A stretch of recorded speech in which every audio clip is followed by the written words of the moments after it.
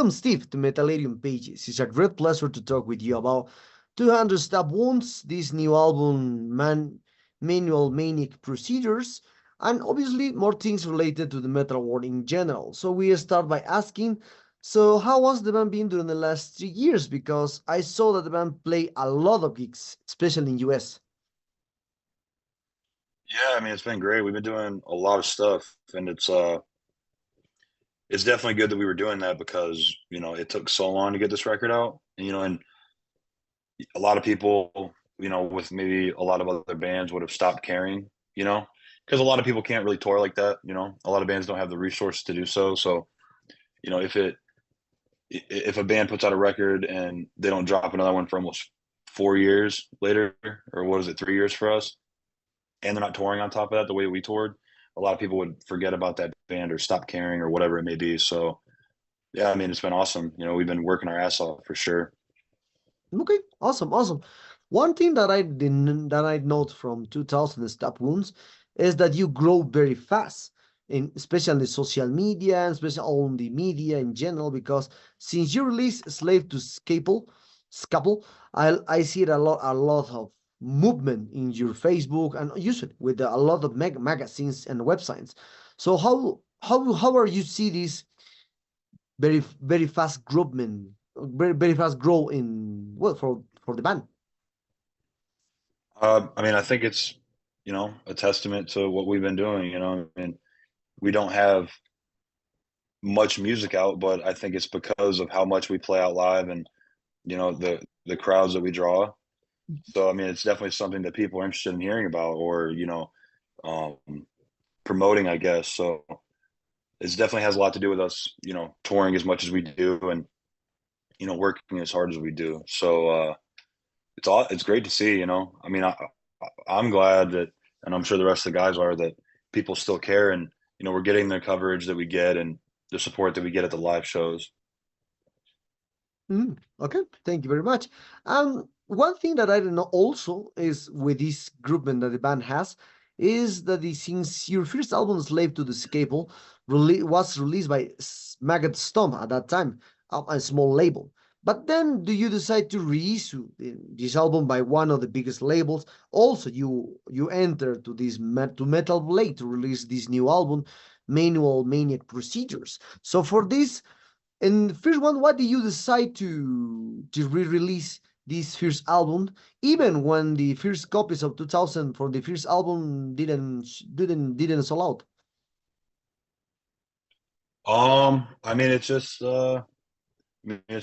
definitely kind of goes with signing to a label. I mean, it's not something that we had to do to re-release the record, but I mean, we definitely want as many people to hear that record as possible because I mean, it's still an album that we put out. So, um, yeah, I mean, we just kind of made the decision to re-release it through Metal Blade because we still want to promote the record. We're still going to play those songs live.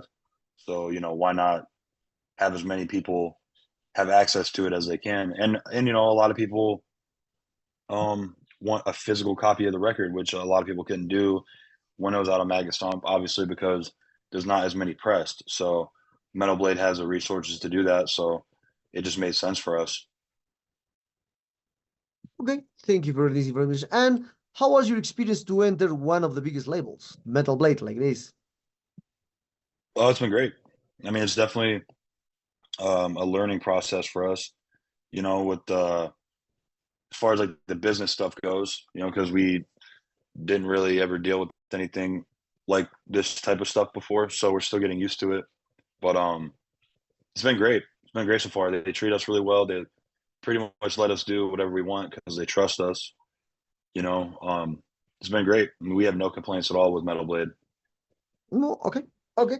I think you are accomplished one of the biggest dreams for a lot of bands to release a record with Metal Blade Records because a lot of bands wants to release their album, EP, or I don't know, more things to one of the biggest labels like it is Metal Blade Records. So in hearing this new album completely, I denote a lot of changes in the music because when I hear the first time, you present more groove, that metal, more modern sound in some ways. But with this album, you decide to do more slow tempos, this kind of stuff. That's my appreciation as a reviewer of this kind of aspect. But for you, you are one of the composers. For you, what is the biggest difference that this manual maniac procedure has compared to the first album? I mean, there's definitely there's acoustic guitars on it. That's a first for us with anything. Um, there's more repeating riffs as far as like a verse, chorus, verse type of thing, which we've also never done before. You know, we've always just been kind of a like a freight train, just kind of riff, riff, riff, riff, riff. You know, so I mean, those are the only two ones that I can really think of. You know, just the way we structure the songs and you know, maybe bringing riffs back after we had already played them once, and you know, the acoustic guitars because we had never done that type of thing before. So, but I think it's great though because we don't want to just have the one thing that we do. You know, we always want to with each album do something different to make it interesting and to just kind of expand more and just be more creative on what we're doing. Okay, okay. Thanks for this answer. And now talking about the promotion from this new album, what kind of promotion do you have for this new manual manic procedure? Perhaps you will embark more tours. I saw you will embark some tours there. Perhaps you will embark in Europe. Perhaps the first steps to Latin America in a full tour. Yeah, yeah, we're putting the record out, and then we'll be home for a couple months, and then for the fall we have a we're working on a headliner that we're going to announce here soon. And then there's another tour after that that we're going to do. And then in the early winter, I think we're going with Gate Creepers. So that's pretty much what we have planned for the rest of this year. And then next year, I don't know. I mean, I'm sure we'll be busy. You know, I just don't know exactly what we have planned for next year. But after these next 2 months, we're pretty much going all the way until the end of the year. Okay, okay.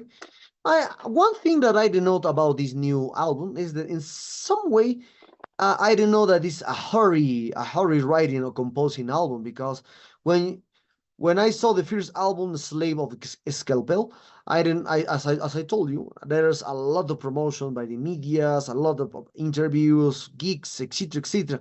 And 3 years later, we have this new album.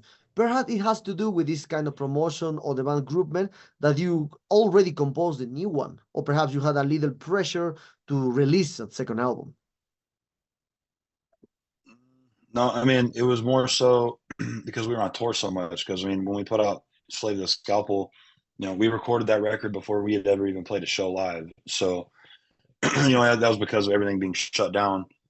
But it wasn't really anything to do with pressure or anything like that. It was more so that, you know, we had so much momentum built up that when we put out Slave to the Scalpel that we had to go on tour, and we pretty much went overboard and we toured for 4 years straight up until now, you know. So when we signed with Metal Blade, it was really a hectic time because when we signed with them, we had been on tour literally for almost 10 months straight. So we signed with them, and then they were like, well, we have to fucking do something here. We have to put something out. We have to announce something. But obviously, they need music to go along with that.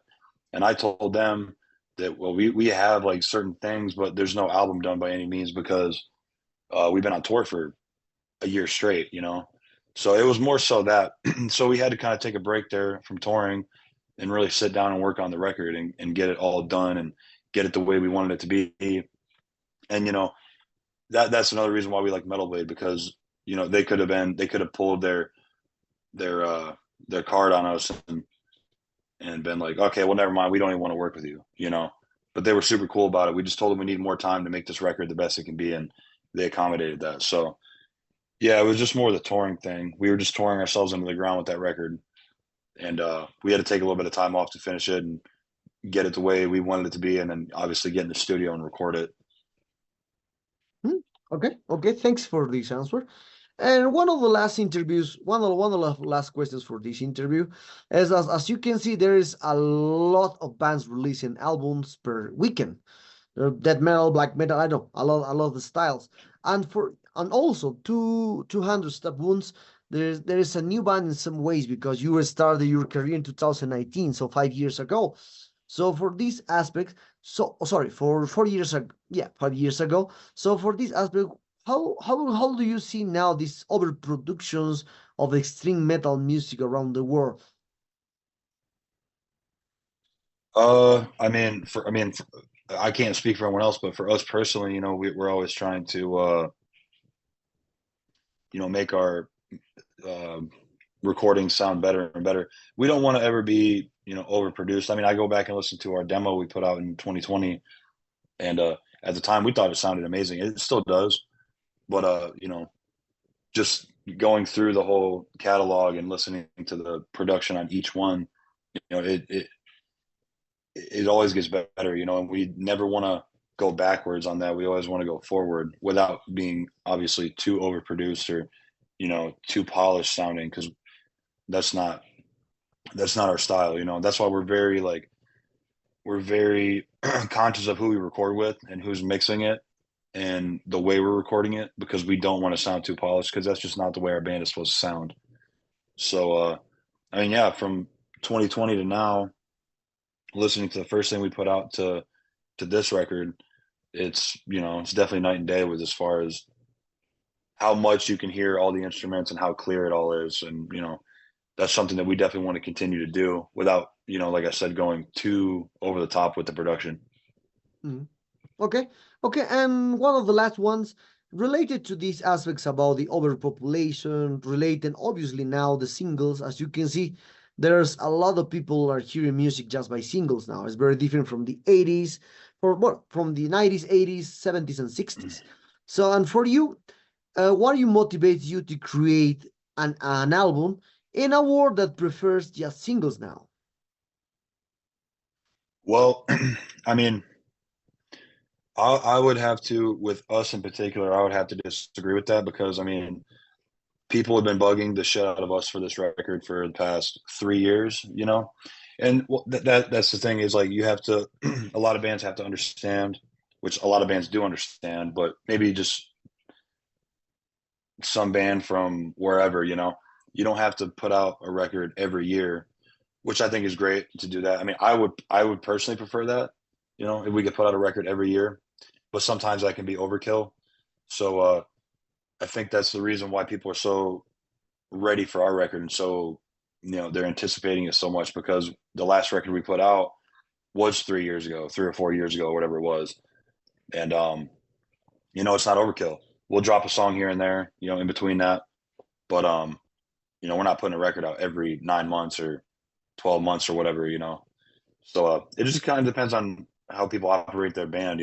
If you put out a record every year, obviously, and on top of that, if you're not doing anything to really make the records more and more interesting, people are just kind of be like, well, oh, it's another so and so record. I already know what this is going to be, and I just heard this one last year, and I didn't really even like that one that much, because there's not really that much anticipation. And not to say that's for every band. It might depend on a lot of different things, but I mean, we're probably just gonna put a record out every 2 years. I mean, it might be every year. I don't know. But I mean, I just know for a fact that people are excited for our record. They don't want to just hear singles. They want to hear the full record from us in particular. So that's definitely like a band dependent thing, or a fan base dependent thing, on however that corner works. You know what I mean? But I know people are excited to hear this record for sure. Yeah, well, yeah, there is a lot of people waiting to hear this new album completely, because, as I mentioned, you did a great impact. You did a great impact since the first album. Then a lot of gigs, interviews. You mentioned it as one of the new death metal bands with a good vibes, etc., etc. So, and what these aspects, as you can see now, the metal world changed a lot compared to the 60s, 70s, 80s, and 90s. When I remember very well, if you put a cover art like your manual manic procedure, at that time was very shocking at that time. But now it's normally, because we have trends, we have social media. If you are a satanist, there is a church now. So there is a church of satanist people. That's a common thing. If you're a black metal guy, you can see YouTube channel and see how to paint a corpse paint and on your face. That's easily, or jokes about the black metal, about etc., etc., different things. Yeah. So for you, what is in some ways things the people, well, the old people for the 40s or 50 years old thinks that the metal lose this kind of essence, sorry, to fight against something or to do a rebellion in the lyrics, in the cover art, or to do the most annoying thing related to the music. But now everything is more accepted thanks to social media. So for you, what is your point of view about now? The metal is well more accepted in the world. No shocking subjects, themes, because there's a lot of people with, well, a few people that believe there's perhaps a cannibalistic people in some parts of the world. Who knows? Yeah, I mean, that's another thing. You know, it depends on the band. I mean, you know, we're not. None of us are Satanists. None of us are, you know, any of that type of shit. You know, I mean, it's just what goes with the music. You know, and eventually, you know, we would like to have a normal album cover and all that stuff, and you know, it's fun to do all that type of like the gory stuff, the whatever. And it's not even really at this point, like you said, you know, it doesn't even shock people anymore. It's not for that. That's what all the bands did in the 80s and the 90s. And, you know, you put together a cover like you know, Tomb of the Mutilated, and people back then are like, what the fuck is this shit? Or, you know, a cover like Hell Awaits, and they see that, and you know, the Satanic Panic people, you know, the 80s or whatever. So now it's not even really to shock anybody. It's just, you know, it's just artwork. It's a creative outlet. It's just what we do. But you know, that can go in many different directions. You know, it'd be cool to have a normal album cover at some point, or maybe like a normal t-shirt, maybe something like a Fear Factory t-shirt or something, you know. But it's just creative outlet, you know. It's not really for anyone else. It's just for us. And then when we release it, if people like it, cool, you know. But yeah, it's definitely more normal now. I mean, my grandparents, they're in their 80s, and they support what we do. You know, they support the new record, and they're in their 80s, so it's definitely more accepted now. So, you know, and I definitely know that my grandparents in the 80s were probably looking at Slayer and stuff, and you know, even Ozzy, and they're like, what is this shit? You know, but it's more normal now. So, Yeah. you know, the bands that do the gore stuff and the satanic stuff and all that shit, I think it's more just for their creative outlet, you know. It's not really for anyone else. If people like it, that's great. But it's more for the artist, I think.